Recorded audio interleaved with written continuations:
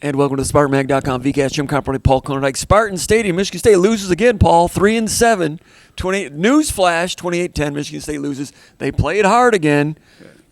Jonathan Smith has not lost his team. We know that. So I think he passes the Bobby Williams test from 2002 or whatever year that was. Michigan State played competitively against a Penn State team that is talented but not very good, Paul.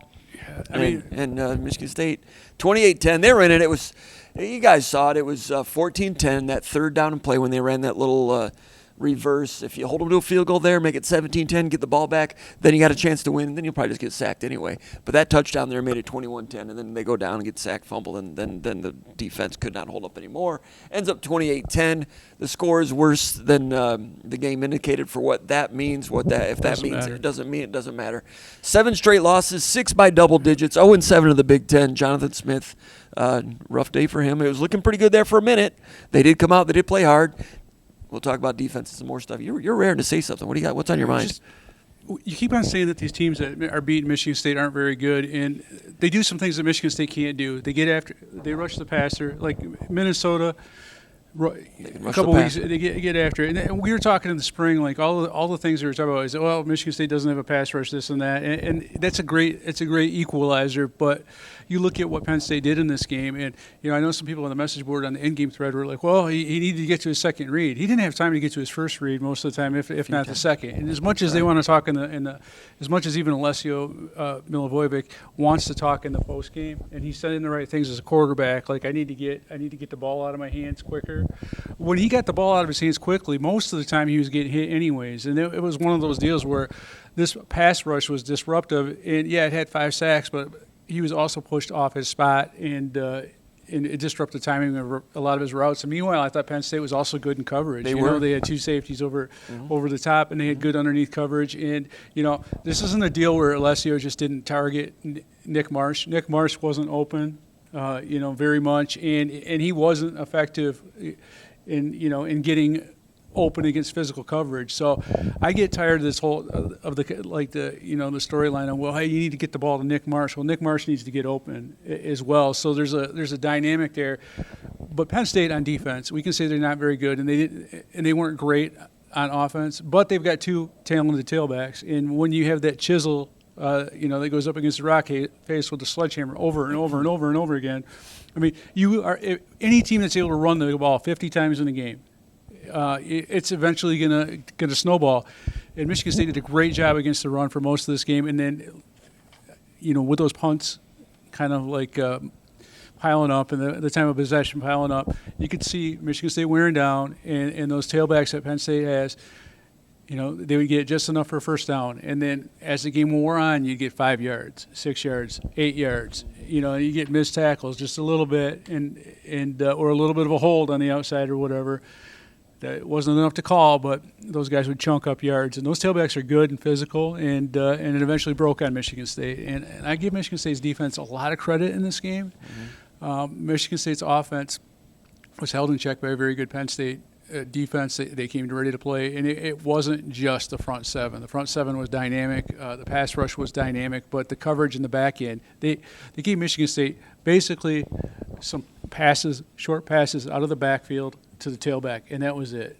Maybe some stuff over the middle if he had enough time to get a tight end, but there really wasn't a lot of stuff on the outside. And when he did get the ball over the middle, they did a nice job converging on, like on some of those slant passes or whatever, and like making solid open field tackles where there was 0 yards after catch. Omari Kelly had that 1 third down catch on a hot route. That was the only place Alessio could go with the ball, and Penn State's defensive back, he stoned him straight there, dropped him. That was really good defense by Penn State today, I thought. Yeah, Penn State. They came in with 6 losses, so, mathematically not a very good team, but, the talent and the depth showed through, and that's what decided it in the fourth quarter. You look at what Penn State in that string of losses. I mean, you're talking about double overtime to Oregon, who's a top 10 team last time I checked. Should have beat Indiana last week, who's number 2 in the country.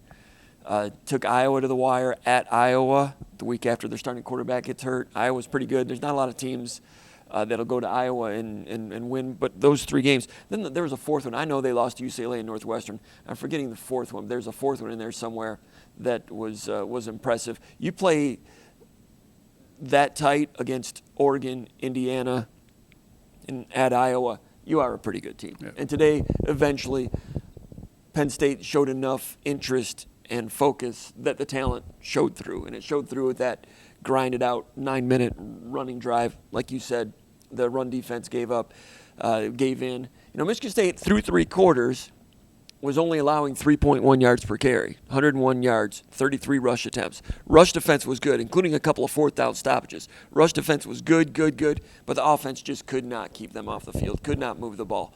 And that's when you talk about complementary football. And like you said, the defense finally gave way. Second half. 32 minutes of possession time for. In the second half? I don't know what it was in the second, but overall. So it's 32-28. I would have thought it would have been a little bit more than that. Or 37, I'm sorry, 37 to 22. All right. So Penn State rolls up 143 yards of offense in the fourth quarter alone. Penn State only had 224 going into the fourth quarter. Good defense. And you look at the total stats at the end of the day and you think, well, they gave up 200 yards rushing. Defense wasn't very good. Yeah. Not the case. Defense showed effort. Didn't see any gap errors today, Paul, on run defense. Maybe at the very end, maybe some guys worn down. I was trying to write a story. Didn't really watch the last 4 minutes closely. Pass defense was good, except for one play. Yeah. And that's 75 yards, touchdown, and you're down 14-10 at halftime. Just good enough to get beat on that one. Amarion Smith is a safety. Receiver crosses his face. Initially, I thought that he just kind of got beat, but you look at it again, and he was way over on the right hash. So he's expecting a second safety over there. And whoever, I assume it was Spencer that was in with him. Yeah. Spencer thought that Smith should have been deep middle. They play it with no safety on the other 2/3 of the field, basically. So all that Jonathan Smith, head coach, said after the game was there's a miscommunication there, obviously. So it's not a case where one guy gets beat. And I don't really know if Smith was wrong or the other safety was wrong, miscommunication, whatever it was. One play in a low-scoring game, and it was a low-scoring game for 3 quarters. So you're just and all the defensive effort. And Michigan State was sharp in a lot of ways, like the way Penn State will come out of the huddle and quick snap you. There are times when Michigan State was down and ready for them, knowing that was going to be the case. And Michigan State stacked it up pretty good. 4th down stoppages. There's one time where they're 5 men on the defensive line. They all submarine, and Wayne Matthews comes over the top and gets a stop. Michigan State was well organized and playing with some physicality on defense. And Brunkmeyer had 8 rush attempts, which is 8 scrambles, which means 8 times no one was open. Some of those were productive. Coverage was good. I remember one time, got off the field, they changed the coverages repeatedly, as they've done for a couple of years. One time it was 2 deep, man-to-man underneath, and everybody was covered. Carries it, scramble, short of the first down, have to punt. So time after time, defense was good enough to win today, even with that one mistake. But the offense just couldn't get anything going because pass protection. I mean, Alessio Milivojevic passes 27 pass attempts. How many times do you think he had time out of those 27? 3. Yeah. I mean, I can think in my head of it in my head oh crap, he's got time a few times. And it was and it ended up being one of them. I think was like a pass over the middle to Masunas. I forget the other one where he didn't really have time, but it was kind of a rollout. He was he had that deeper ball to Elijah Tautaliver, where he was kind of scrambling. And that was a check down. Yeah, but he was scrambling on Uh-huh. that, but it was under control and it wasn't duress. So, set his feet and put his nice zip, nice accuracy without it being too hot for the guy. I thought that was a real good, effective pass on that one. Right, but then there's other ones where, where he's just under pressure and he's getting hit, so the ball, and you're like, how can he underthrow Nick Marsh by that much? Well, it's pretty hard when you can't get any momentum on it, and there was a lot of wind at that one. He was going into the wind on that one. So there's some issues there, but it's just, I mean, between this week and last week, and I'm a firm believer in there's very few guys out there like Brett Favre that can get hit, and there's never going to be a guy like Brett Favre because they don't let quarterbacks get hit like they used to in the NFL. But that guy could take a licking and keep on doing his thing. You only have so many of those kind of hits in you, and between this week and then against Minnesota, you're talking about 12 sacks over a 2-week span, and not only that, talking about probably twice as many times as him getting hit really hard. And some of those Penn State hits, a couple of those were borderline out of control, or They did get flagged, but one of them, like where there's a Penn State guy that left his feet, and it wasn't like really egregious, but I mean these are violent hits that are getting put on them, and you can only take so many of those, and then I don't know what his threshold is, I don't know what it is for another quarterback, but the pass protect. The bottom line is like I'm not going to blame him for what he did today because I thought if I was one of his teammates on either side of the ball or special teams or whatever, and I was watching film, I'd say, man, he did what he could to keep us in the game, and he took punishment for us as a team. I mean, he deserves a lot of credit. Now, he's not as good a scrambler or does not have quite as much athleticism as Aiden Childs, but Aiden Childs wasn't that as good last year. You develop it. I think, but this was an instance of where, he just didn't have time, and he got drilled, and he took the hits willingly, and I thought – he showed growth in a lot of areas because there's times where he could have forced it, where he wanted it for like a split second more, and he could have got it to a guy for a first down, but he couldn't because he's under duress, and he just wisely threw the ball away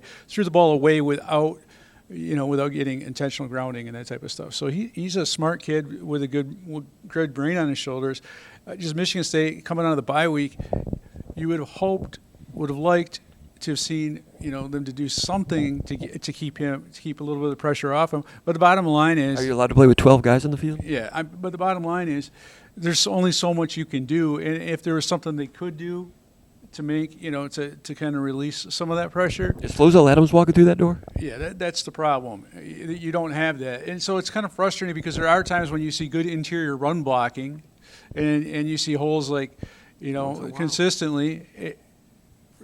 And sometimes guys don't get a chance for it. Some guys, but the pass blocking's not there, and it's a problem. I don't know what you can do. The only thing you can do is because the guys that they had at the beginning of the season aren't your tackles, and Connor Moore still is, but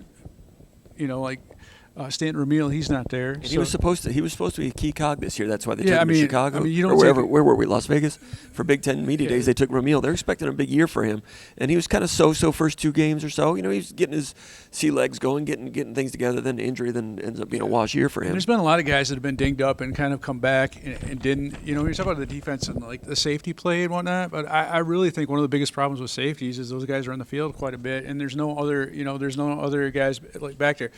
Safety was supposed to be an area of strength for Michigan State with Nikai Martinez. Now, Nikai Martinez isn't out there. You don't need in a perfect world. Used him today, eh? In a perfect world, you don't have Armarion Smith playing that many snaps, and you don't have Malik Spencer, who has, on occasion, in my opinion, taking his foot off the gas pedal. If you've got another guy or you've got 2 more guys that are as good and everyone's like in that same realm and they're pushing, then you don't have as many of those kind of issues. You kind of have to roll with what you've got, and when you're saddling up and you're run defending and you're playing it as hard as you can, and you only have 2 safeties, there are going to be some busts. But Michigan State has really missed Nikai Martinez this year, especially in a game like this, because Armarion Smith, he played hard today on Senior Day, and he had a couple good plays. Pass breakup on 3rd down, that was him, right? Yeah, that was him, and he got in there pretty good on run defense. But you would have really liked to have had Nikai Martinez because he's got some of the recovery speed where if something gets out a little bit, he can kind of catch up on it, and I'm not sure if that's the case with Armarion Smith. You mentioned that one pass to Masunas. I think you're talking about the first drive of the second half. Kind of a little drive, crossing route, first down, and then you did a fly sweep, first down. They're moving the ball. They get it like 3rd and 4 at the 40-yard line or so. And Michigan State had, I think, 3 tackles for loss today, and aside from the sacks, just run play tackles for loss. And a tackle for loss is never. It never can come at an opportune time, but it seems like when Michigan State gets a tackle for loss, it's at a severe inopportune time. Twice today on like 3rd and 4, like near midfield, those occasions when the head coach might tell the offensive coordinator, you got two plays to get this. We're going, this is 4-down territory. And every time I think Michigan State's in 4-down territory on 3rd and 5, they hand it off and lose 3 yards. Now it's 4th and 9. It's happened so many times this year. Happened twice today, and Smith said one of those occasions, we went in the wrong direction. Isn't it something like that? We went in the wrong direction. He said it was the wrong play, so that was. He said wrong play once. He said one time we got into the wrong direction. So it was a bust on a 3rd and 4, 4-down territory situation. Opening drive of the second half, moving the ball. Now it's 4th and 9. Then you go ahead and punt. when you had it 3rd and 4 at the 49. Yeah, that's rough. That's rough, and then we've seen that quite a bit. That's how you get beat, Paul. Yeah, there's other ways to get beat, and Michigan State's found a lot of other ways to get beat, but that's one consistent one. Because it's frustrating when you see guys picking up good yardage. And I didn't think Mekhi Frazier, who was back today, had a very good game. I thought he was kind of a little bit indecisive at times, and I thought like Tolliver. Yeah, honestly, his first career start, first start at Michigan State. Right, and he played well, and he had as good a game as you could have on senior day between him running the football, having more than 100 yards rushing, and then obviously he was probably the biggest factor on a consistent basis in the passing game. I mean, well, and that was, like I said before, that was the one thing that they left kind of uncovered. That running back check down was pretty much open for Michigan State. Yeah, and he showed some hands because that was a big thing when he was at Sacramento State. He was a good receiver, and he showed that today with 8 catches, 73 yards. Tolliver had that 57-yarder to open the game, give Michigan State a 7-0 lead. He only had 5 carries the rest of the game. Now, Frazier comes in at 8 carries, 3.4 per carry.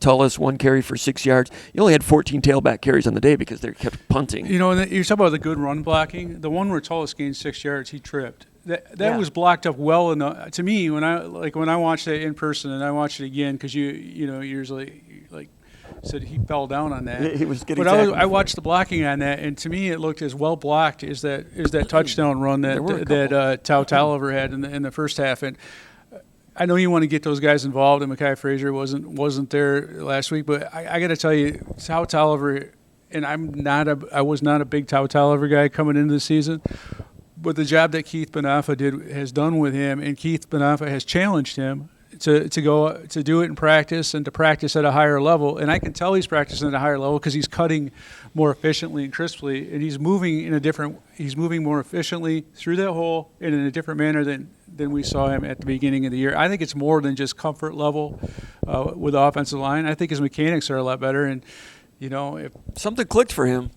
But I think it was when he went to Keith Benafa during the first bye week and said, "Hey, what do I need to do to get on the field?" And Benafa was like straight with him and said, "You've got to practice harder, and you've got to be more consistent, and you've got to do everything you can on every single rep and not take any practice reps off." He was Michigan State's most productive player today in his first career start. And coming out of spring practice, just asking around and talking to him a little bit, I detected that kid was not the most confident running back coming out of spring practice. I mean, I'm just saying he was unsure of himself, and I think a lot of it was, you talk about the passing game, but in talking to him one-on-one, he was, I think, more concerned with some of the routes that you run as a running back out of the backfield, because when he was at Sac State, he said that we had 4 basic routes, and there wasn't variations of those. So we got so much more on offense here. And are we going to change the Spartans' name to Sac State? I don't know, man. That's pretty funny, Joe. Sorry about that. I'm sure Leslie's going to laugh about that tomorrow when he watches VCast. My bad. So Michigan State, we got a hot seat situation here with the coach. We'll talk about that in a minute, I guess. We can talk about it now because we've been talking about it every VCast for the last 7 games. One other beauty. When Michigan State got down there, 3rd down, inside the 10-yard line, bunch formation to the left, motion to receiver, call timeout. Come out of the timeout, bunch formation left, motion to receiver. They ran I assume the same play they had in. I don't know, but scramble, sack, field goal. I've seen Michigan State do that 2 or 3 times over the last couple of years. Most teams, whatever they show and then they call timeout, they come out with a different formation, different play. I'm not, maybe they did change the play. It doesn't matter because the formation was the same. And if you're Penn State, you've got they call timeout. Or we're going to talk. All right, the formation they showed, 75% it's going to be this, whatever. Could help Penn State if they'd done a lot of homework on that. Maybe Michigan State hasn't shown that formation a lot. I don't know. But usually most teams don't come out with the same thing. I'm 90% sure I saw that right. Between that and, with the sack situation here at Sac State, Milivojevic, when Childs was the quarterback, they did a lot of, rollout passing, counter boot passing. And it helps when you've got a run game established to do that. And they did a lot of that early on against Indiana, which was one of their better offensive performances of the year against a really good defense. A lot of counter boot passing. They didn't really get Milivojevic on the run very much. He was on the run naturally when he was getting pushed out of the pocket. I know he can't run like Childs, but he throws on the run. Yeah, that's the thing. Wouldn't you like to see some counter boot, some play action, get moving pocket stuff? Does that make sense? I'm not at practice. I don't want to act like I know what's best for the team. And some I'm just curious. Some coordinators don't like it. but expose your quarterback to more hits, maybe? But no. Or do you get more hit more in a drop back pocket situation? I honestly, I think, I don't know. To me, like the rollouts and the on the move stuff, I don't think you need to be a great runner as a quarterback to be effective in those scenarios. I think what you have to be is be able to throw accurately on the run, and there's nothing that I've seen from Alessio's game that tells me that he couldn't do that or that couldn't be effective. To me, that makes a lot of sense when you've got a pass rush as dynamic as Penn State's, as dynamic as what Minnesota did. I would rather have that guy throw on the run and not risk having him get lit up or hurt or whatever. But with the pass protection, what it is, I don't think Michigan State. That's one card that they probably could have played. I'm surprised that they didn't play it. And that's a big part of what they did at Oregon State. Right. It's a big part of what they've done all along, but not the last 2 weeks. And we don't see every single practice, but based on what I've seen from Alessio, he's pretty comfortable making a lot of different passes in a lot of different situations. Now, if he had all kinds of time in the pocket, I think he could kill it as a pocket passer. The problem with this team is there's zero time in the pocket, and you can't predict when you're going to have time in the pocket. So I would feel a little bit better about keeping him safe. And, I'd feel like if I was a play caller, I would feel like I maybe had more control over a bad situation where, like, if you roll him out, you can you can get him, you can protect him a little bit. So maybe, I don't know. And I would have thought maybe they would do a little bit more of that coming out of a bye week, but who knows? Aiden Childs not available today. He hurt his foot or his ankle or something during practice this week. Michigan State must lead the league in practice injuries this year. I'm not sure what's going on there. I'm not sure if all the recovery and prevention thing is up. We talked about that before. I'm not sure that's up to standard. I don't know if that would make a difference or not. So now we come to the hot seat portion of the program, Paul. Jonathan Smith, as you wrote in your article, you've got better hearing than I do. I don't, but it was. I mean, we're in Spartan Stadium here, and it's not like an old school press box where there's open windows, so you can hear what's going on in the stand. You can hear drunk people singing or yelling at their significant other. I'd enjoy that, hearing drunk people in the stands once in a while. But you could hear in this game. I didn't hear it in the first half. It was brought to my attention, the Fire Smith chants, but audibly through the glass, I could hear it in the second half, and I'm deaf, very deaf, and. As Mrs. Konyndyk could tell you, and I can't hear crap a lot of times. Watch your language. I did.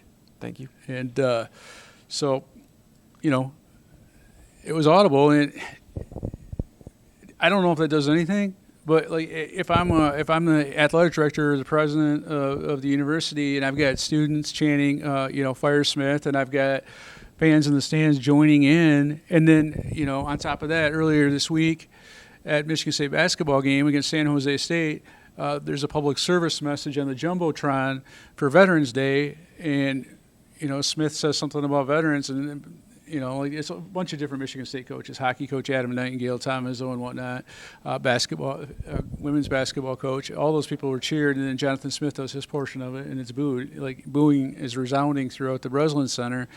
And, so there's very public vocal displeasure from Michigan State fans, and it's been consistent as this winning streak has transpired. But going back to that UCLA game with boos before the first half, this is different than boos. This is a straight up fire John Smith, and there's no way you can talk this one down. Actually, if you said fire Smith, I guess if I was Jonathan Smith, I would have said, well, they're probably talking about Penn State coach Terry Smith, but that wasn't the case. And I don't know, optics-wise, it's a tough deal.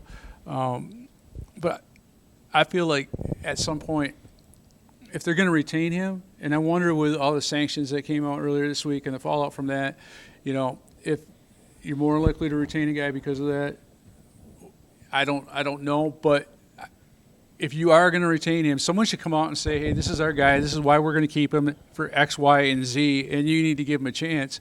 If not, and Michigan State's going to move in a different direction, then that's got to be made clear as well at some time. But, it just gets worse and worse from a fan perspective every week, because I think a lot of people out there in Spartan Stadium, and it was a really good crowd today for being one of the opening days of deer season in the state of Michigan on a nice day. There's a lot of people in Spartan Stadium, more than I expected for a team that is riding a 6-game losing streak. So I thought they were supportive of their team early, but after that bust, that 75-yarder, that's when that stuff started, and it just got worse and worse. Really? That was second quarter. Was that going on It was going on before halftime, but not to the extent it was going on after halftime. So I mean that's a bad look for your program. It's a bad look for your administration, and I don't know. I don't know how you abate that if you're going to kick this can down the road and retain this coaching staff. The feelings of the fans of the game is one thing. It's something to take into consideration. Like when 2 weeks before Bobby Williams was fired, there was the Bobby fire Bobby chants out here, and that's that does have an impact. The students were really good today. The student corner was full, and then by the second quarter, the upper deck part of the student thing was there. A lot of students showed up today, so students showed up. A lot of them were the ones chanting, and that's what I was getting to. Is well, there were other fans. I mean, it would be a mistake to think it's just students. Okay, there's a lot of people out there that are very upset. A lot of them text me on a daily. Students at a certain they're going to want to fire Santa Claus. Well, I understand that, but that's it's loud, fire everybody. and we can hear it through the glass, and it's not just students. There's other people joining in, and it's not a good deal for your program. So I think every one of these losses that Michigan State has. One of the things I wrote in my 3 and Out is like there is zero that they have to hang their hat on in terms of like tangible evidence of progress other than we played hard. Well, that was this, and I don't discount that because I think that's important. If you play, I think long snapping has improved. I get that. Yeah, all right. Punt blocking hasn't. No. Okay, so punt protection. Punt coverage is good. Avion Gross making tackles down there. I mean, there's stuff. Guys are playing hard, and there's good stuff. But you know what? There's no wins. There's no tangible evidence of progress. And when Michigan State hasn't fallen that low as a football program to the point where you're saying you're not going to say Muddy Waters, are you? No, I don't. I'm not. No, because I'm not. I'm old, but I'm not as old as you are. And so I think of Muddy Waters as a musician. A good one. I mean, I guess that's an old guy musician as well, but one of my favorite blues artists of all time. And I'm a man. Champagne and Reefer. Go ahead. But I'm just saying, the bar for success at Michigan State can't be, hey, we were right there until we fell apart in the fourth quarter against a fellow 0-6 Big Ten team. I mean, you look at both of these teams. I mean, it used to be championships were going through both of these places, and so for me to sit here and have the bar that low, and I think a lot of this stuff is the program's in a really bad place because Michigan State made a really bad hire. The guy before this, in Mel Tucker, and they hired a complete fraud and charlatan. And they hired someone that's pretending or play acting to be a football coach to replace a legendary football coach who did things the right way. And you had a sham of a program that was based on smoke and mirrors. And then you come in and you've got maybe things not done the Michigan State way in this for the last 2 years, the way that it has worked. And I'm not saying like schematically. I'm talking about like physicality, team. Like the sum of the parts is greater than the individuals. That all of those type of things, and growth over the course of time. Like team bonding. We're gonna beat you with our connectedness, that kind of stuff. And there's a lot of things you can criticize Michigan State football for right now, but I just think that's such a low bar to where like at the beginning of the season you're talking about, hey, they got to get to a bowl game, and then last week, 2 weeks ago, hey, is 5 of 7 enough for him to keep his job? And now it's like, hey, at least they played hard on defense, and that's not good enough. And there's really not. I would feel better about the situation if there was a communicated path forward. If someone sat down and had like a circle up around the campfire, and this is our plan forward. This is what we think, whether right or wrong, but just say this is what we think we can do in the future, where we need to get better, how we can get better, and like kind of put a vision out there of what they think that Michigan State football could be and should be. And there is none of that. It's more like, well, we're just going to. And I'm not saying these guys aren't working. I know they're working, but the kind of the communication on where this thing is headed or where they want it to head, it's not there, and that's dissatisfying to me. at the end of the press conference, I asked Jonathan Smith, what would you say to the Michigan State fans and stakeholders about, or what do you think you need to show in the next 2 weeks? I think I asked it that way. And within his answer, he said, we're making, we need another year of roster development, another recruiting class, so we can keep this going in the right direction, which is the most I've ever really heard him say about, kind of like staking his claim to keeping the job. You know what I mean? He's not a guy that's going to pound tables. A lot of people wish that he was that type of person. But did you take it that way, that was the first time that he kind of like did a mini stump speech as to why he should be? That is not a stump speech. That's one sentence of stuff one sentence of cliches that most people would say anyways. I mean, that's better than what he has done, but I would really the like... Gettysburg Address was only 5 sentences, Paul. Yeah, but it was good, 5 good sentences. They're really tight, Hemingway-type sentences. They were good. They're well crafted. Go ahead. But it would be nice for, I hate to keep going back to Mark D'Antonio, but he was not like the biggest orator that you could have. But there's times where he just say, "This is what we need." I just like to remember, say something to the effect of, "We need to get a safety that can cover the third receiver the length of the field." I mean, he was specifics about being more that, physical to go against but Iowa and Penn State back then. But that's what we would get. Like when he would come out, when they were building that thing and they would lose, 40-something to nothing against Penn State when Michael Robinson was there and Joe Paterno had that thing really rolling. D'Antonio would come out and he would say, "This is what we don't have. This is what we're building towards. This is what we think we can have next year and the year after that as we get some of our guys in there." But he'd be very specific about it. Yeah. The same thing with. A lot of times with when they didn't have skill players or whatever, it's not. I remember that in '98 when Michigan State, when Saban went 6-6, failed to get a bowl team.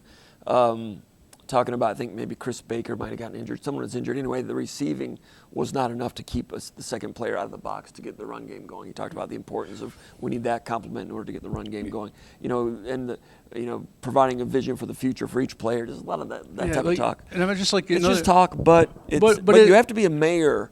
I always talk about you to be a presidential or a politician for these head coaching jobs. You kind of have to be the mayor of the football community for Michigan State or any job, and part of that is that type of messaging you're talking about. Yeah, and I think back to 2010, I think it was, when the coaches, when D'Antonio was like, we need to get better at our tackle positions. Really specific about going out and getting a junior college All-American. He won 9 games in year 2, I think. Yeah, but I'm talking about when they're getting to the point where they thought they could win a Big Ten championship. They went out and got they worked really hard to get Fonoti from the junior college ranks, and they're really trying to get that tackle position built up. But why I mention that is I think when you come out and you give specifics like that, it gives people an indication of that what you need, specifically what you want, what you need, and what this program what you can get for this program to take it to the next level, and that kind of messaging it would be helpful, and there hasn't been a lot of that. It's more like we're going to keep on working, we're going to keep on developing, we're going to stick with the process. Now, I say that I would like to hear that from Jonathan Smith because I think one of the things I do like about Jonathan Smith is he's typically not dishonest. So he's not going to come out and tell you that, hey, we've got this guy in this class that can really dominate the C-gap because he's a big dude, when he's never watched him on film. When the guy has never done, anything physical in his life. Or, even thinking back to the John L. days, hey, we've got this guy from David Juarez from out in California. That's what we need at the Bandit linebacker position. And you see that guy coming on campus, and you're like, heck no, you don't have that guy. So Smith's not going to do that. He's honest, and he's pretty transparent. But I would like to hear his opinion on personnel, on areas that you think they specifically can improve on. And sometimes we get bits and pieces of that in press conferences, but I don't know what his vision for the future at Michigan State is, and I would like to know, what his vision is, and I think if that was presented in a different way, or had been presented in a different way over a period of time, there'd be a little bit more patience, because people would know, hey, this is what he's trying to do. It takes time. You can't just say in this transfer portal era where you've got examples of people turning around quickly, that, hey, we just need time. Because that's the one thing that fans are not going to give you is time. You got to communicate, and you got to have a message, and you got to be clear with that message on a consistent basis. And we don't hear that from him. So what you said today wasn't a stump speech. That was like one sentence that was, gave you a small indication of what he's thinking, but it wasn't. He said he's still confident, Paul. Well, I think he said that at the end. Who the heck is going to say they're not? Okay, I mean, is that news? Still confident? No. Was it curious? He said the same type of thing after the Rutgers game last year. I still think it was year one. At the end of year one, I still think. So the messaging there. I know it's just words. It'd be better off if you won games and didn't lose 6 out of 7 by double digits and all those things. But would words provide a little more patience for year 3? Because right now the fans. And the fans don't make all the decisions, obviously, but the fans, they don't. I'm just speaking for them. They don't want. And I don't have to speak for them. You can see it on Twitter. You can see it on our message board. I don't know what the percentages are. We've never run a poll, but they don't want to see a year. Give me one example of a game that they've won in the last 2 years that they shouldn't have, where they played up and they beat someone. Just the Iowa game last year. That was it. Yeah. And after that, we were here saying, "What the heck was that?" And went into the Michigan game saying, "Man, they got a chance to win this game," and they did have a chance to win that game. And then it's just kind of like gone downhill. That was like the zenith. The thing that really hurt. The thing that really hurt was you mentioned the Rutgers game. I think that Rutgers game really hurt Michigan State and this coaching staff from a credibility standpoint, because that is the one game where those guys were. And I know Michigan State was dog tired. I know that they had were down personnel or whatever, but they absolutely got punked in that game against a team that was technically in their peer group that they needed to be able to compete with to get to a bowl game. And I think that's one of the things where the one thing that buys you time is if you're competitive with every team in your peer group and you're winning a good percentage of those games. The problem is when you're close in a lot of these games and you're not winning them, you get no credit for it. You get all the blame because you couldn't find a way to put your team across the finish line, and rightly or wrongly, but that's just the way it is with human nature. That was an ugly one. Cold, not many fans in the stands at the end of that game. Those that were there, congratulations to them last year, and not a lot of vigor on the sideline that day, and that bothers fans. We've talked about that. That would breed a little more patience too if it was just a little more conventional in that regard. So anyway. Jay Batt, athletic director, he was in the press conference, in the back of the room, as he always is, watching and evaluating. Administrators of Michigan State watching and evaluating. That's something that I reported in the pre-snap read on Friday, and again today in the post-game analysis. What I've been hearing from different sources, different directions, is that there was a lot of heat in that coming out of that UCLA game. A lot of people were like done because the sideline looked like they were just defeated. The team had all the vigor of CFL preseason game. I don't think they've got preseason in the CFL, but you get the idea.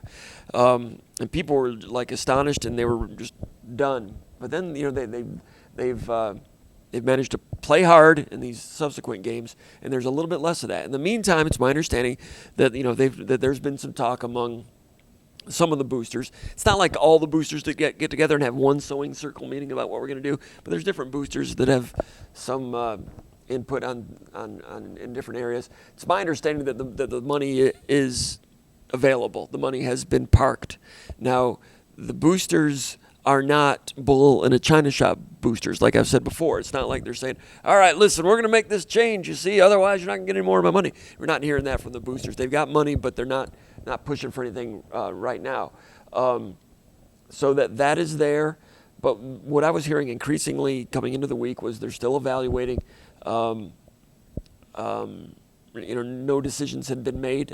Some people thought something might have happened a couple of weeks ago. Has not happened. They wanted to see a couple more games. So now we can, from the outside, evaluate what Michigan State is probably considering here. What's going on in the war room in terms of decisions. We sat down there and talked about it with some other members of the media after the press conference about what they're thinking and what needs to be done or whatever. And no question, one of the things Michigan State has to look at is if they bring Jonathan Smith back, what damage will that do to the fan base in terms of fan apathy, in terms of reduction of season ticket sales? Now, season ticket sales, it's a big part of the income, but it's not as big as it used to be. I mean, it's like maybe $19 million a year, something like that. The fans would still show up, maybe not all of them, but it would be a difficult offseason in terms of promoting the program. It would have been a little different if you win this game and you beat Maryland. Then you go 5-7, whatever that might have been. It would have looked a little different if you went 2 of the last 3. With Milivojevic, that might have changed things a little bit. Today he ran out of gas. So it gets back to what are you risking in terms of fan apathy if you don't make a move? Now, if you do make a move and you change and bring in a different coach, one difference from the Muddy Waters days, Paul, is that when they fired Muddy Waters, they had a guy that wanted the job with 4 Super Bowl rings named George Perlis. It was a real easy no-brainer to just go boom, boom. You know what I'm saying? And when Perlis was fired, first pick was Fran Ganter, Penn State offensive coordinator, turned it down, partly because there were some NCAA things swirling around. Well, those NCAA things that were swirling around are out of the picture, which kind of helps a little bit if you're looking for a prospective coach. But there's number 2 guy was a guy named Nick Saban. Came in, he was out there. You had some, there wasn't as much coaching churn back then. They went with Saban. There were other times when they went with Williams, when they could have hired Glenn Mason, interviewed him, turned him down, stuck with Williams. There were times when Tom Osborne was interested in this job. There were times when Dan Devine was interested. Anyway, that goes back a lot of years. Right now what I'm getting at in a long way is that the number of coaching candidates that are out there, there's not as many good college football coaching candidates as there are open jobs. Like, I don't know who Arkansas is going to hire, Oklahoma State, Florida State if it comes open, Virginia Tech, Penn State. There's not enough coaches to fill all of those satisfactorily for those fan bases. Michigan State throws their hat in the ring. There's some group of 5 coaches in the South at Memphis and Texas San Antonio and North Texas that might stay down there and get their little group of 5 shot. And in 3 years, those guys are going to be the next Norvell or the next Billy Napier. 3 years and then they'll be done. What I'm getting at, it's not like there's a George Perlis out there. There are some coaches out there, and people know who they are, that are available. A lot of people around here talking about Pat Fitzgerald. Pat Fitzgerald he's kind of on the tour a little bit. Well, he did one interview with ESPN, and I thought it was a very impressive interview. You heard it as well. Talking, among other things, that he wants to go to a place that has like an established basketball coach that he can work with. Who does that sound like? Fitzgerald wants to get back into coaching. He's a Midwest guy. He's a Big Ten guy. You can fill in the blank on that. That guy's out there. Just like Brett Bielema was out there when Michigan State was looking for hired Mel Tucker. Mel Tucker, and you know what? You can say what you want. Bielema wanted this job. And at that time, I would have been like, "Hey, not Brett Bielema." And yes, you were. You did say that. I did, and you did as well. I was like, "What do you think, Paul?" I didn't give my opinion. But come on. I didn't know. Yeah. I liked Fickle back in 2020. Narduzzi would have been good in 2020, but he couldn't wait around. He had to find out right then. So, there's going to be guys out there that, like, Bielema? every single one of these coaching searches that we've been through, there's always like 3 or 4 guys that end up being really good.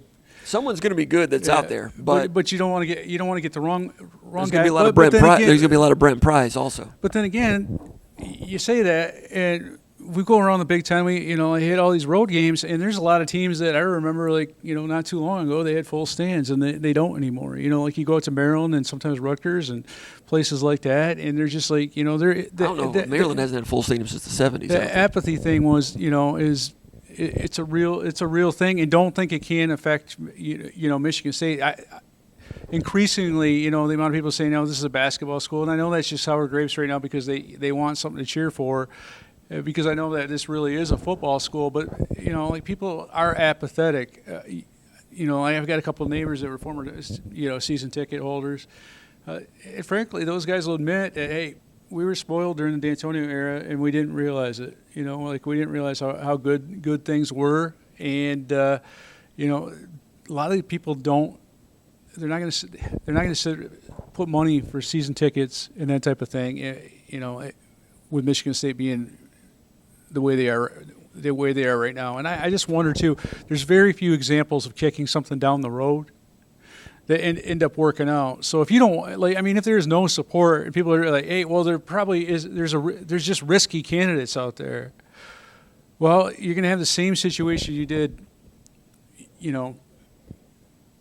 kick it down the road than you'd have right now. The one caveat I would say is, the one thing you'd have to worry about, and I still think it's an issue right now, is with the uncertain future, if you have a coaching change and you have someone that, even if you have, it's hard to, get your plan A's. Like I think a guy like Fitzgerald would be good. I don't know. I'm just I saying. do too, Paul. I really do. I mean, I enjoyed listening to that.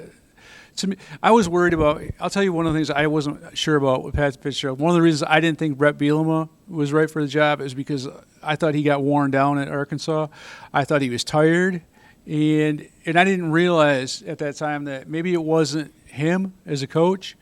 Maybe I looked at what he looked like physically, and I held that against him because people don't judge people that are overweight very well sometimes. That's human nature. But I think Are you weight shaming? I'm not. I'm weight shaming. I'm just saying that when the guy, you know this as well as I do. Don't that people that are weigh a little bit more than they should don't get a fair shake sometimes. I used to have a ranking. You know how I rank the Great Lakes and the thing. There was a time about 12 years ago when I thought that there were some good coaches in college football that were in jobs. Ralph Yeah, Friedgen. there were a lot of good heavy coaches out there that because they didn't have a certain look, were doing a really great job at jobs that were beneath them, kind of. Yeah, and there's a lot of guys that got fired, and maybe they wouldn't get fired if they looked better. Ralph Friedgen's the guy that got fired. I thought he was unfair when he got fired, but I felt like Brett Bielema was worn out as a football coach. I didn't realize that he was worn out because of Arkansas as a place, and he was a better fit for the Midwest, and what he's done in Illinois just by going back to his roots and coaching how he believes is really impressive. Because there's a lot of people for a long time that thought that Illinois was a terrible place to coach. Just like before Mark D'Antonio came here, a lot, there's people out there that Michigan State's not a good place to coach. There's available talent, but they're underachievers. But even more so with Illinois. And Brett Bielema has done a great job of just doing it the right way. Physical run game, defense, toughness, togetherness as a team. Did he know the Big Ten a little bit? A little bit. Did he know the Midwest a little bit? So I'm wondering too, and my worry with my concern with Pat Fitzgerald. Looking at some of the available coaches was I didn't like it wasn't the controversy at the end of his tenure, which he's got a pretty hefty lawsuit paying out to him with everything that went on there, but it was the way it ended. I didn't like the last couple of years there, and I don't know if that was a matter of Northwestern just kind of hit their ceiling there. And he wasn't getting kind of what he wanted out of there. He needed a refresher thing, or he needed a change. And sometimes coaches need that. I think that the whole unionization thing that went on at Northwestern, that took up so many headlines, but that kind of stuff divides the locker room. I know it does, because going back to human nature again, there's a lot of people that are turning in. Hey, we gotta have our rights, and other guys just want to play for their teammates, and that was exhausting. But Pat Fitzgerald, listening to that podcast with Reese Davis, I just felt like he still does have the energy. Oh yeah. I think probably sometimes when you step away from something like that, you realize how much you want it and how much you miss it. And I think that he does want and he does miss it. And I think he's a Big Ten guy. I think there are some other guys out there maybe. I don't know. The one guy that no one ever talks about is the Northwestern's current coach. I don't know of anybody in the Big Ten that gets as much out of a team as that guy does. I mean, they've been to the year that Fitzgerald left, they went to a bowl game. Yeah, that was something. That was crazy. And this year, I'm watching them play Michigan today, and I know Michigan won that, and Michigan had all these turnovers. But some of the turnovers are things that you create as a defense. But if Fitzgerald stayed there that year, to think they would have gone to a bowl game as well? I don't know. I'll bet they would have. Maybe now, Fitzgerald's career, you'd have good wins, and then they had good seasons, then you have some valleys, and good seasons and valleys, because that's the way Penn State is. Mark D'Antonio had some valleys. Kirk Ferentz had some valleys. Barry Alvarez has had some valleys. Everybody has valleys, basically, except for the guy at Georgia and the guy at Ohio State. Anyone who's coached long enough anywhere. So I think Fitzgerald was having a valley there, but some of those valleys were lower. Some of those valleys are lower than the ones that D'Antonio had. Well, Northwestern's different than Michigan State, and they have you're going to get that at Northwestern. Also at Northwestern, the valley coincided with Hankwitz retiring, their great defense coordinator, fired the offensive coordinator, so they had new coordinators, and it coincided with the portal thing, and Northwestern wasn't going to be strong in the portal. So all those things came together, and the union thing, and the locker room thing with the hazing thing. You go 1-11. That is a mark. I mean, Bielema was 4-8 in his last year at Arkansas, but that's one thing that makes you hesitate a little bit for Fitzgerald for this job if it comes open, or any others. But anyone that's been a Michigan State fan, watched him over the years, you were always impressed with that guy. Not only did he have good teams, like Ebling was talking about today. I mean, C.J. Bachet came in here and threw for 500 yards against Narduzzi one day. They had something you had to chase him around, and the things they did were pretty cool. And he was always like rah coach. We're the program, go Cats. That he would bring that stuff to anywhere he goes, and he's going to get a chance somewhere, I would think. And in the future, will people look back and say, well, Michigan State thought that they were too good for Bielema. They think they're too good for Fitzgerald. I don't know. That's just one candidate for a job that's not open. We're just spitballing here, talking college football, talking about things like I prefaced a few minutes ago, things that I would think and hope that in the Michigan State war room is coming up as well. But if you start, you can't just like decide you're going to fire a coach without having an idea of what the climate is out here about what the pool of candidates might be. And there are some others out there but it's not a big, deep cast of characters. Now, like I said, some of those guys might end up being pretty good at some point. On our message board at SpartanMag.com, a lot of people are talking about Chesney, the coach at James Madison. I went back and watched him against Louisville a couple weeks ago, and he's his sideline demeanor is what you want. He wears the T-shirt, looks like Cliff Kingsbury a little bit on the sideline. He's demonstrative. They do some cool stuff on offense. They got a good record there. James Madison has more talent than most teams in their conference. Prior to that, he was at Holy Cross. He's won some games here and there, but he has never, ever stepped foot in a Power 4 building, to my knowledge, not as a GA or a player or an assistant coach. He's won as a small college guy, and that's great, but people on our board love that because why? Because he hasn't lost yet. He's been there for 2 years. He's at Holy Cross for 2 years. Anyway, there's a lot of fans out there that love the coach who hasn't lost yet. Anyone who's coached a lot, at some point, you're going to lose. Jed Fish has lost a couple of games now. Campbell was looking really good at Iowa State earlier in the year. They've lost some games now. He's had some ups and downs.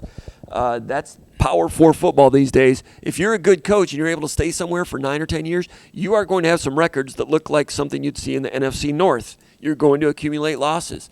P.J. Fleck, and we saw that Michigan State was a better team than the team Fleck had. And I've mentioned this before.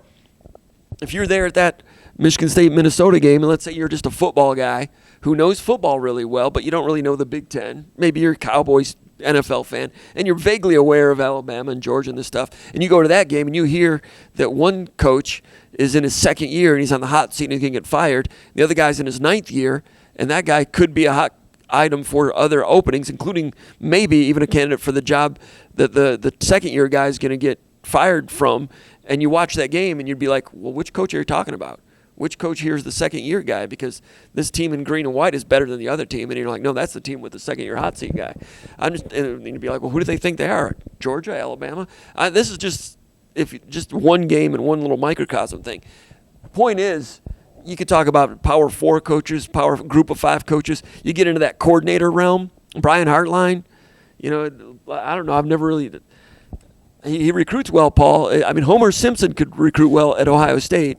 I mean, he might be great someday, but if he came to Michigan State, it'd be a rebuilding job, and he's never even been around a rebuilding job. He's just been at Ohio State rolling that thing out every year. Now, maybe he'd be good. I don't know.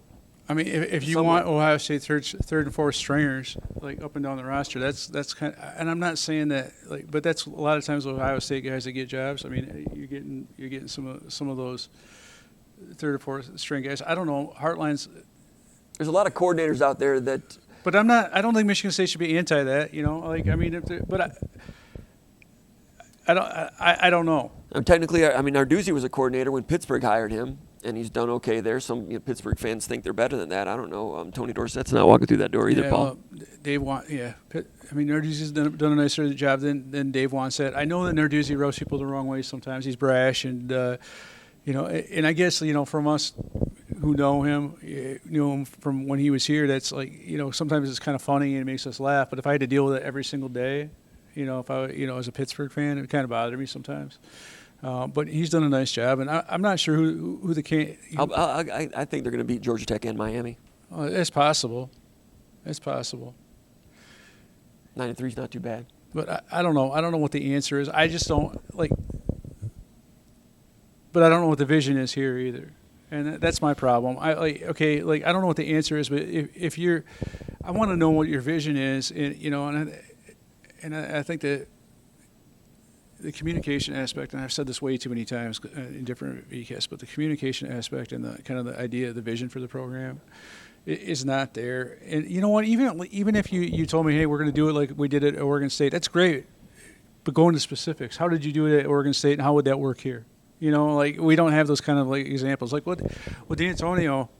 That might get you another year of patience with some fans. Well, not anymore. I'm just saying, like that time for that. It's too late for that. It's too late for that. But this year, if he would have said, and he took us aside in the summertime before training camp started, as a group of reporters or whatever, and said, "Hey, this is what we're really concerned about. This is what we think we can do. This is how we're going to have to get it done this year.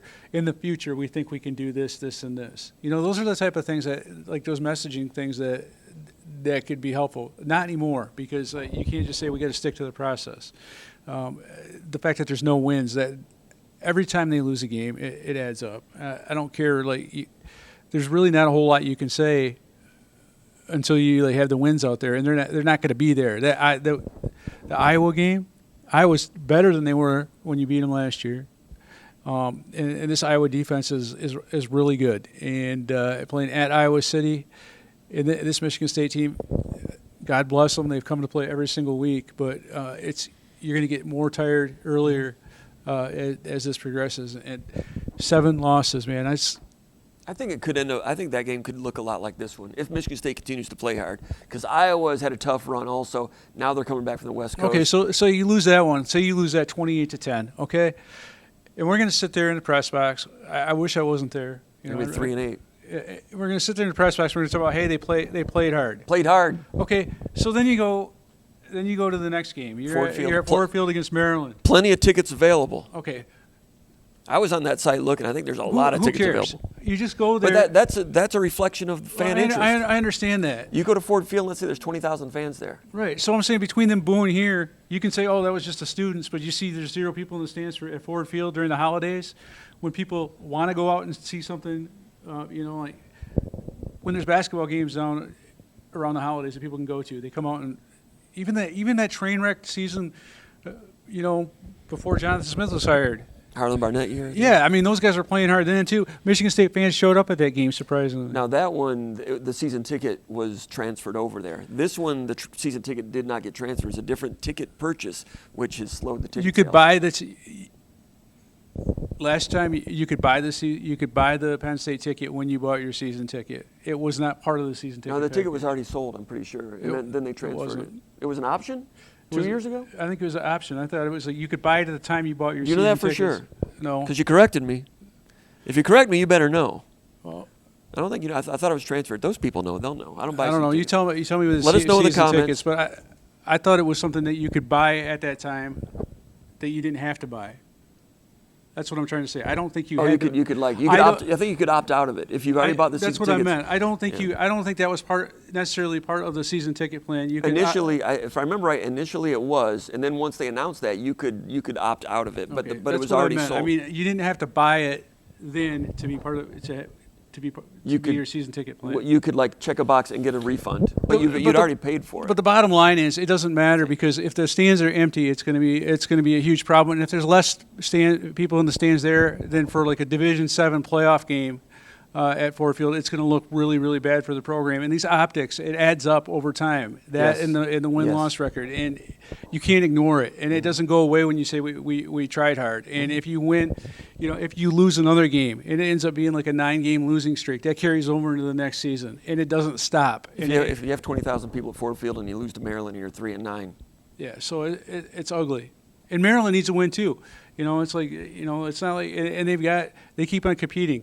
They've got a pass rush, a little bit of one, enough of one to give Michigan State problems. So it's just not a good situation that Michigan State's in all the way around. And I don't know, just because you don't necessarily know, just because we don't know who the available coaches might be, if that's a good enough reason not to make a move, because I haven't seen enough, honestly, in terms of progress, or at least communication about what needs to be made, to say that these guys are the guys that can get it done if they have another year. A lot of fans think that, okay, this is not the guy. Nice guy, did a good job at Oregon State, whatever, but it's not the guy. And if you know it's not the guy, then you move on. That's what a lot of people are saying, and I understand that argument. Then, you're looking at the pool of candidates that are out there. We talked about Fitzgerald. There's some others, and but it's not a real deep pool. So in other words, it's a situation where Michigan State really does not have a great decision. Yeah, and then if there's not really like door number one, door number two. Both of them are. And you're going to get fans that are upset because there's going to be a lot of guys that leave in the portal after this year anyways. But if you make a change and you go with someone, there's going to be a lot of guys that leave in the portal as well. And if you don't want to make a decision, if you don't have a plan to address areas that haven't been addressed under this staff, it's not a good situation at Michigan State. Here's another thing. I hate to say it, but in this day and age of college football, usually you hire a coach and you got a 4-year plan, 5-year plan, that type of thing. That's not the case anymore with the portal and increased scrutiny and everything. So 2-year plan, whatever. I hate to say it, but if you've got candidate A and candidate B, but candidate A is a coordinator in the NFL, like Saban was in 1995, and candidate B is a guy who's a coach at a mid-major or even another Power 4 school, and you think that they're equal, but the guy who's coaching somewhere else can bring 10 to 15 of his players with him. I hate to say it, but that if I'm an athletic director, that might tip the scales a little bit, because that's a huge reason why Indiana's done what they did. James Madison was a top 25 football program at that time. Indiana was a Big Ten roster that had a pretty good offensive line. Signetti gets hired, shows up at Indiana, captures their imagination, and nobody hit the portal except that defensive end that came here named Jones that started the fight against, or was in the fight against Michigan and then UCLA. Other than that, Indiana kept all their players. So you keep a Big Ten roster that has a pretty good offensive line, and then you add 14 players from a top 25 team, and their NIL was ready to go, and they take money and they get the best quarterback out of the MAC, the best defensive tackle out of the MAC, bringing with them from James Madison an NFL pass rusher, an NFL wide receiver, NFL linebacker, and boom, they go from a 4-8 Big Ten team to 10-2 last year. Bringing those players with them is a huge reason why it worked for them. I like Pat Fitzgerald a lot, but if you go with him, you got to say, dude, it's a 4-year deal, and it's going to take a while because he's not bringing players with him. Other programs that you're out there looking at that might bring players with them. I hate to say it, but in this transfer portal era, the coach as a candidate, okay, what players are you bringing with you? It's part of it. I understand Jonathan Smith was coach at Oregon State, brought 3 or 4 players with him. It's hard to bring that many people over, and that's a Pac-12 program. So the guys that are as good in the Pac-12. A lot of them stayed out there. It's a different type of talent because you're going to be more attractive to the bigger programs. You come from a place like James Madison, your roster. They want to play in the Big Ten, and those guys are moving up, and you can get them for value as opposed to this running back from Oregon State. He might not be great.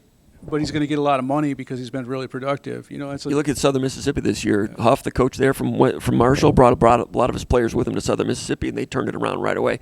Some of these coaching openings that are out there, you're going to see some guys that they bring in the head coach from Memphis or Texas San Antonio or Tulane. You're going to see players go with that coach. And I hate to say it, but that's part of the purchasing thing. Yeah, and if it's not, you really have to have your NIL stuff taken care of, and you have to be really proactive on who you hire as personnel people, because you can't just bring in if a guy like Pat Fitzgerald, he's got to bring in good personnel that can evaluate, are comfortable doing the portal, have been really good doing the portal. I think Michigan State's personnel department here, in terms of some of the guys that they've recruited, I think they've done a pretty nice job. In terms of some of their high school evaluation and whatnot. There's been some good portal gets as well, and there were some portal guys they were in on last year. They just got outbid. Exactly. So that's another thing, and that happened. A couple guys at Texas Tech, a couple offensive linemen, like the offensive lineman from Northwestern, the kid from Fenton that ended up at LSU. Would have loved to come to Michigan State, but NIL, they got outbid a couple times. The Cougar guy from Notre Dame that ended up at Indiana.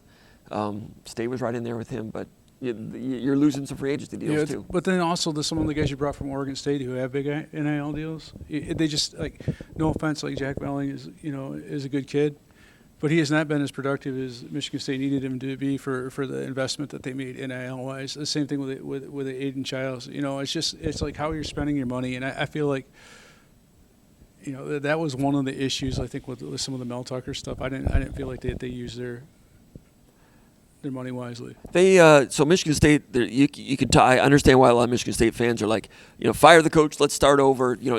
I've heard this one. They just need to go out and hire a good coach, like a good young coach. Oh, didn't think of that. No one's ever thought of that, Paul. I mean, honestly, man, we said here doing the. Like, he crossed off all the boxes. Jonathan Smith the did. one thing that he didn't do and you didn't know is that, like I said before, like in the last few casts, is Michigan State and people in the Midwest, we want someone that's like demonstrative with their emotions and actively fight for their team, and you kind of have that. They kind of have that underdog fighter type mentality. And you don't have to be a televangelist. I'm not saying that. I hate that kind of stuff. You know me. I like some of that stuff is bullcrap. I can't stand like the Brian Kelly was the televangelist kind of guy. Like, well, he changed it every couple of years to a different personality, but he's the guy that would go out. I don't want that. I want someone that I want someone that's going to roll their sleeves up, that thinks that I can do anything with less resources. That's going to work harder than other people, and just have that blue collar chip on the shoulder mentality. And you don't have to be a talker.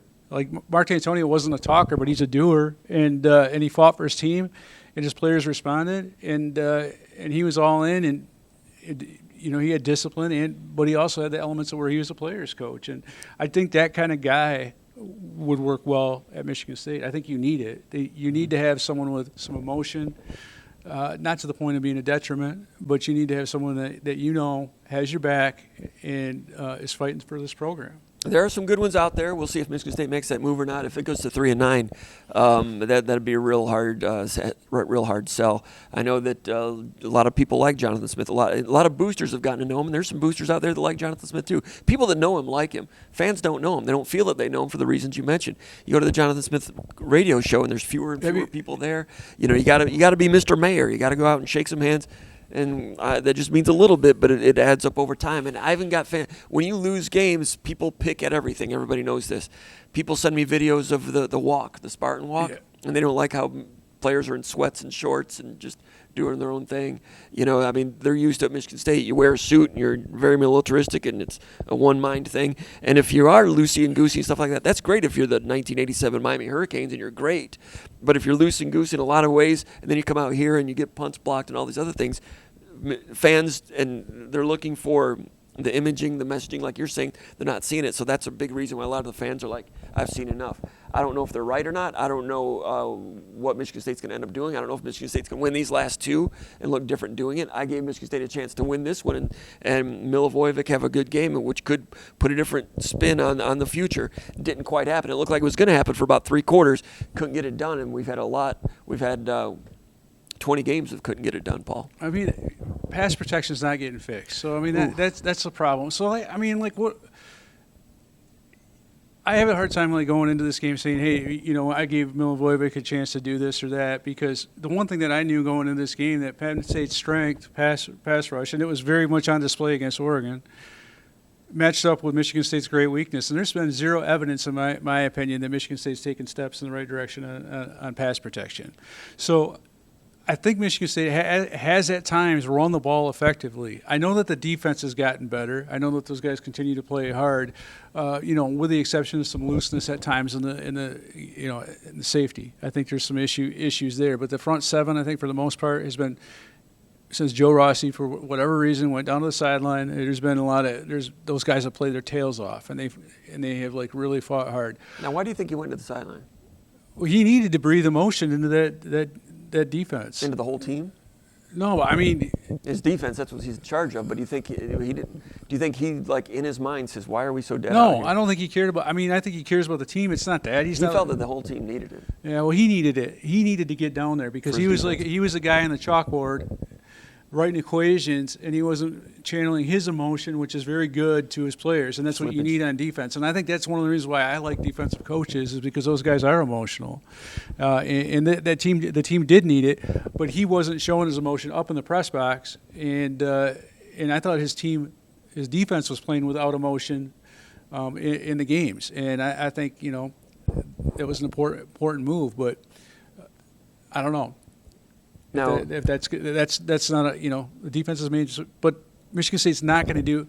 I don't give them much of a chance to win either of these last two games because unless the pass protection takes steps in the right direction or they're able to run the football really effectively to the point where it opens up some stuff in the pass game. And I don't know if that's going to happen. Whenever somebody tells me that they're out on Smith and they need to fire Smith and I'm always like, well, who do you want to hire? Usually they don't have an answer.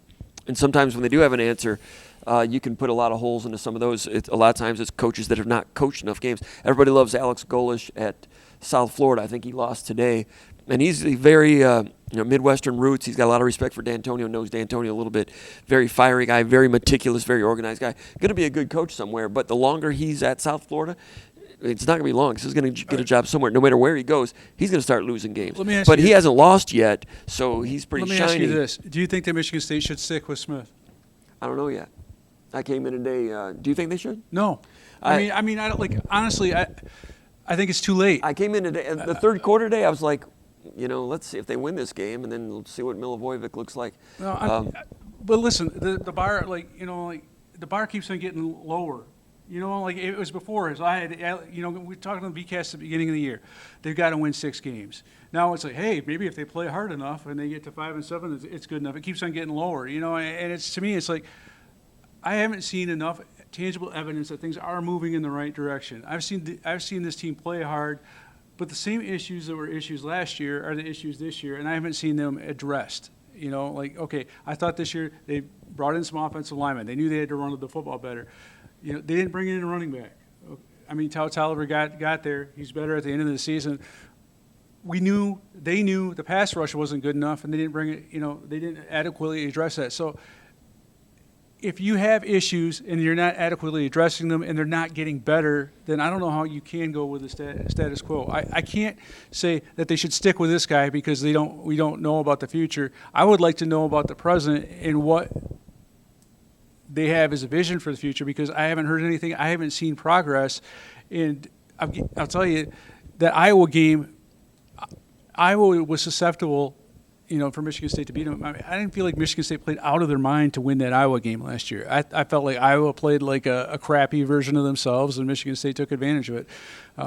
But I haven't seen a game this year, and I haven't seen many examples. I haven't really seen, besides the Iowa game, of Michigan State winning a game that they shouldn't have, or winning, a game that they were evenly matched with a team where I thought they were lucky they beat Boston College. Yeah, they're lucky they beat Maryland last year. That was a decent win, but they didn't build on it. I don't want to say lucky; they made plays, but they were fortunate. That could have went sideways for sure. I mean, so I would say yes if I saw tangible evidence of progress, and I'm not talking about a lot of tangible evidence. I'm talking about any. My whole thing is I just philosophically I hate to make a decision on a second-year coach who's in year 2 of changing game 2 of changing quarterbacks. So that's why I'm kind of like, well, let's just wait and see. But you're right, you're not going to see much different for the rest of the year.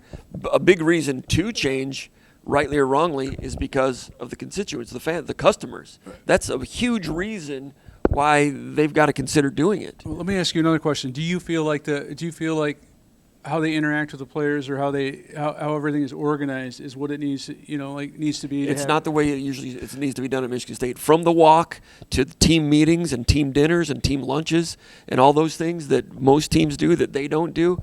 No, I don't think that's done the way it needs to be done at Michigan State. Right. So I've got a bigger problem with that than I do third down play calls inside the 10-yard line. So that's what I'm talking about. Is that going to change in the offseason? No. Are they all of a sudden going to bring in D'Antonio and say, hey, Mark, you want to take care of what we do to keep a team together and build chemistry? No, it's not going to do that. So those are the kind of things that win you games against talented teams. And Michigan State hasn't been able to do that at all this year. They have not beat any teams that have the same level of talent.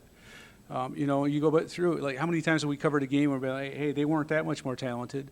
Penn State was on the defensive line. I was just saying I wasn't quite closing the door on seeing some traction today, and we didn't see it. Yeah, but I'm just, like, if you don't have that structure like that, I'm close to closing the door. If you don't have the things that you need to do to have an intangible advantage, I guess that's how I want to phrase it.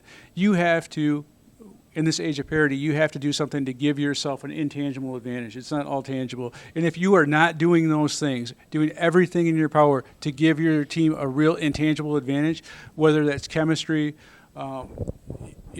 whatever, the routine nature, you're talking about, like the marching, that type of stuff, Lots of coaches do it. It's the same thing that's done in the military because it builds a bond. And if you're not doing everything you need to do to build a winning bond, then you're not doing your job. And to me, it's like, that's the easy part. That should be of your organization, and it should be something that you can establish right away coming into a program. And honestly, it's shocking to me that there's not more of that given the way they did it at Oregon State. I would assume that they had a strength in that area of intangibles, and it has not been there. And that, to me, is a problem in addition to messaging. If you had those intangibles in place, and I saw them, I would feel better about the direction of this program. But those intangibles that can help take a team that's evenly matched with another team and put them over the top, they're not there. And that's a problem.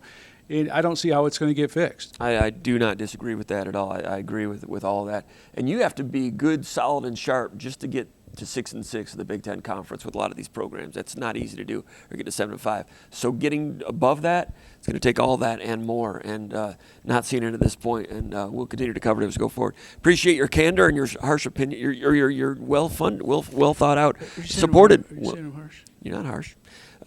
Your strong opinions, appreciate it. Well, I mean, there's a right way and a wrong way to do things. Like, as parents, right? Like, I got to tell you, like, it's not fun being a parent. Right? Like, I've got 2 kids that are freshmen in college. I just like dealing with teenagers and stuff like that. It's not fun to tell them, hey, like, like, you can't do things that I did when I was a kid, to be honest with you. But there's a right way and a wrong way to do things. Like, like my wife's a teacher. She didn't put up with any kind of crap with the academic side of it and say, no, it's okay. You've got a game tonight. You don't need to do your homework. Those kind of things. Like, I just feel like there's right ways and wrong ways to do things. And we've seen enough examples of the right way in a football program, whether it's team dinners, whether it's walk, whether it's just team building activities that bring, people from different backgrounds together. And that's what makes football that many, like 115, 120 kids from completely different backgrounds engaging in like different activities within that sport that brings you together, and your sum of your parts is better than the individual talent. We've seen that on display and how teams can come together. We saw it last year in basketball.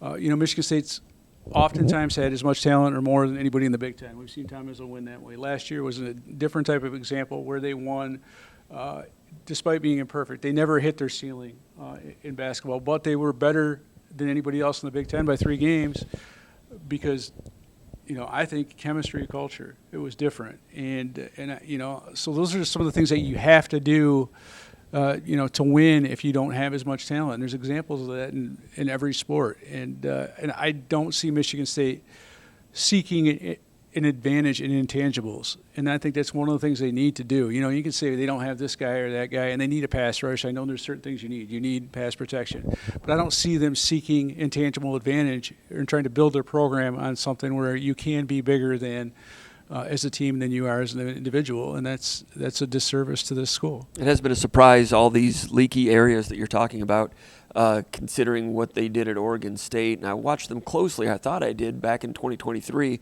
A different schedule out there, of course. But if Michigan State were to move on and hire a coach, and we can see, and you may all agree that Smith is not the guy and so forth, but whoever they bring in most likely is not going to have a resume or 2 straight years in the top 25 at a Power 4 conference like Smith did coming in. Just know that. And Smith hasn't worked out. He might not work out. Might not last another couple of weeks or month or so. But he had the resume and had a real nice track record on the way in. And if there is a next guy, it's not just on paper. It's not going to look as good as Smith did. Well, I agree for with what it's worth. I agree with you. But is there anything that you've seen in these 2 years that gives you any sense of confidence that he will have a top 25 team at Michigan State? That sand is running out, and the chances are running out. I'll let him finish out, this year, or heading into that Maryland game. In this, expedited nature of college football in this landscape, in this era, you got to do it quicker for a lot of reasons. And instead, it's going the other way. Looks like 4-8 might be the floor for this season, and that's not pretty for sure. And we'll look at ticket sales for Ford Field and what happens there. All those things. A decision might come before Ford Field. There's going to be discussions prior to that game for sure. And the war room, they're having discussions, Paul.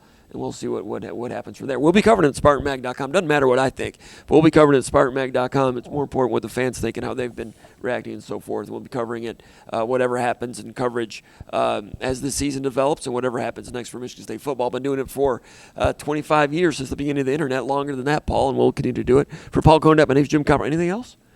Called Paul Konyndyk, ladies and gentlemen. Jim Comparoni from Spartan Stadium with the Spartans in East Lansing, Michigan, Michigan State University for SpartanMag.com.